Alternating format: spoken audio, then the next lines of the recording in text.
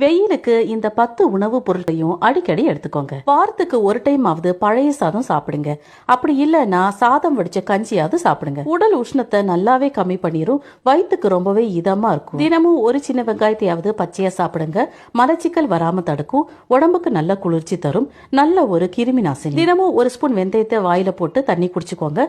சூட்டுனால வரக்கூடிய வயிற்று வலி வராம தடுக்கும். தினமும் ஒரே ஒரு துண்டு தேங்காய நல்லா மென்னு கூழ் மாதிரி அரைச்சு சாப்பிடுங்க. வயிற்று புண்ணெல்லாம் போயிடும். தினமும் ஒரு ஸ்பூன் நல்லெண்ணெய் குடிச்சுக்கோங்க. உடம்புல உள்ள கெட்ட கொழுப்பெல்லாம் போய் நல்ல கொழுப்பு அதிகமாக்கிரும். நீர்மோர அடிக்கடி எடுத்துக்கோங்க. குடலுக்கு ரொம்ப நல்லது. வாய்ப்புண்ணையும் போக்கிரும். அடிக்கடி வெள்ளரிக்காவை பச்சையா சாப்பிடுறதுனால கண் சூட்டை போக்கிரும். கிட்னிக்கும் ரொம்ப நல்லது. ஃப்ரை பண்ண உணவுகளை விட கம்பங்கூழ், ராகி கூழ் இந்த மாதிரி கூழ் மாதிரி உணவுகளை எடுத்துக்கோங்க. நம்ம உடம்புல நீர்ச்சத்தை சமநிலைப்படுத்தும். பூசணிக்காய், புடலங்காய் இந்த மாதிரி நீர்ச்சத்து நிறைஞ்ச காய்கறிகளை அடிக்கடி உணவுல சேர்த்துக்கோங்க. அடிக்கடி ஏதாவது ஒரு ஃப்ரூட்ஸ் எடுத்துக்கோங்க. இதெல்லாம் நம்ம உடம்புல நீர்ச்சத்தை தக்க வச்சு நம்மள ஃப்ரெஷ்ஷாவே வச்சுக்கும்.